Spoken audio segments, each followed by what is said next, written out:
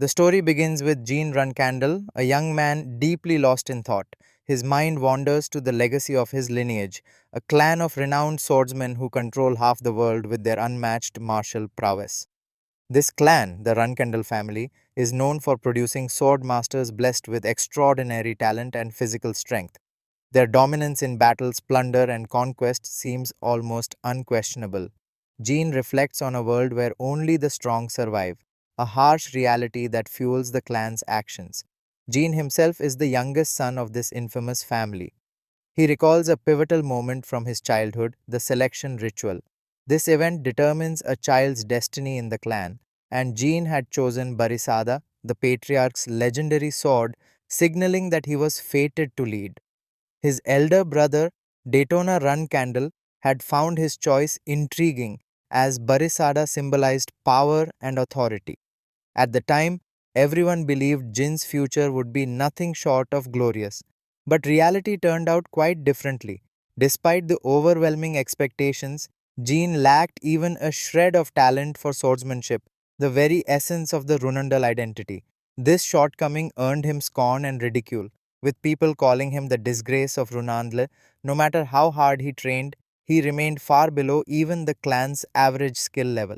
The whispers and judgments followed him everywhere. He was without question the least talented run candle in history. One day, while practicing alone with a wooden sword, Jean found himself interrupted by two of his older brothers, Daytona and Daytona Run Candle. Daytona sneered at him, mocking his aimless attempts. Daytona joined in sarcastically, suggesting Jean might be waiting for his special sword to unlock his potential. They taunted him relentlessly, implying that he had no future and was clinging to a foolish dream.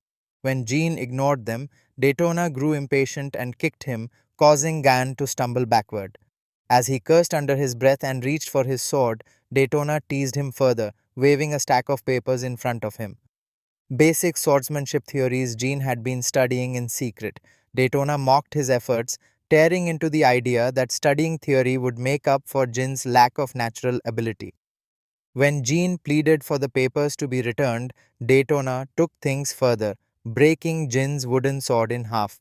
He argued that wasting time and resources on someone like Jean only fostered worthless hope.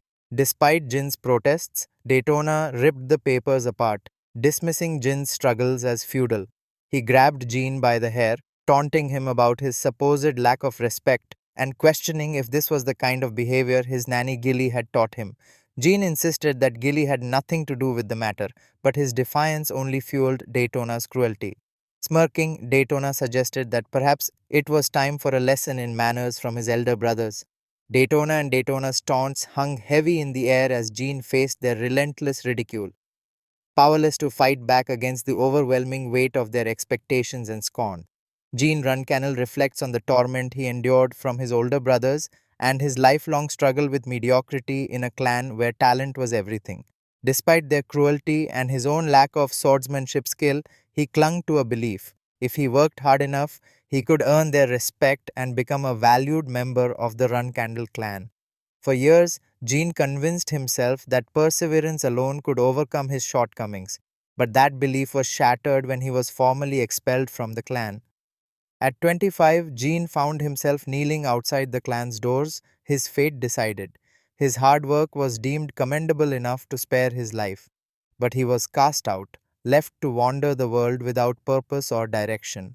This turning point, though painful, led to a life changing discovery. During his aimless journey, Jean met a master who revealed a secret. He did have talent after all, though it was forbidden in the Run Candle clan.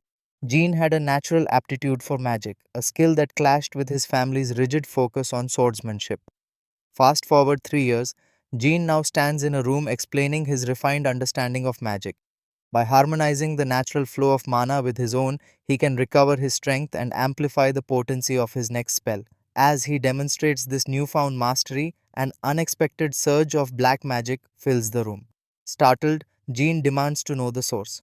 A voice responds, introducing itself as Soldereth, the master of shadows. Soldereth claims to be a supreme being of darkness, offering Jean a contract. If Jean agrees, he will gain unimaginable spiritual power and immunity to all curses. Jean feels an oppressive chain tightening around his heart. As Solderit continues, the entity reveals that Jean has been under a curse since childhood, a curse known as bladed illusion. This curse suppressed his talent with the sword, an affliction especially cruel for someone born into the Runcandle clan. Realizing the implications, Jean finally understands why he was drawn to Solderate and magic in the first place. Solderate assures him that no curse will harm him any longer and declares Jean as his contractor. As the chain around Jin's heart shatters, Solderate leaves him with a declaration. Jean Runcandle will become the magic swordsman of the century. With that, the black aura dissipates and Jean is left standing alone in the room. Gripping his sword, Jean steps outside and lifts the blade toward the sky. For the first time, he feels its weightlessness, as if it's an extension of his own arm. He smiles, realizing the least talented boy in Runsendal history is gone forever. Now armed with the combined power of swordsmanship and magic, he envisions a new path, one where his hard work finally bears fruit. Jean resolves to forge a name for himself outside the shadow of his family. But fate tests him once again. Severely injured and trapped beneath heavy rubble, Jean lies helpless. His body feels impossibly heavy and his strength wanes. Hearing faint screams in the distance, he calls out, desperate for someone, anyone, to answer. He wonders if his master Soldere might intervene, but the silence that follows is deafening. As despair sets in, Jean looks at his surroundings and questions his fate. Was this truly his destiny? To die here alone and powerless despite all he had achieved, he laments the lack of time to use his newfound abilities, the endless possibilities lost to cruel circumstance. Jin's thoughts linger on everything he could have done if given just one more chance. The flicker of determination in his heart refuses to fade even as darkness threatens to claim him. Jean Run Candle broken and desperate pleads for another opportunity, a chance to prove himself and rewrite his destiny. As the darkness surrounds him, the scene shifts abruptly, pulling him back to his childhood. He finds himself sitting on the ground surrounded by familiar faces from his clan. Confused, he looks around and realizes with a mix of shock and certainty he's dead. Or at least he was. Before he can process what's happening, Gilly appears, wishing him good luck. Her presence puzzles him, but then his eyes fall on the sword in front of him. Barisada, the patriarch's legendary blade. It's the same sword he chose during the selection ritual all those years ago. Astonished, Jean realizes he's been transported back to the day of that fateful event. Now reliving it as a 1-year-old child, reflecting on his previous life, he remembers choosing the sword by pure chance. This time, however, Jean resolves to take control of his fate. As he grabs Barisada, a man nearby marvels at the sight, declaring that the youngest of the Runel family has selected the patriarch's sword. A grey-haired elder is equally shocked, announcing that the selection ritual is complete and ordering Jean to be moved to Storm Castle, a place reserved for the clan's future leaders. The story then jumps 6 years ahead.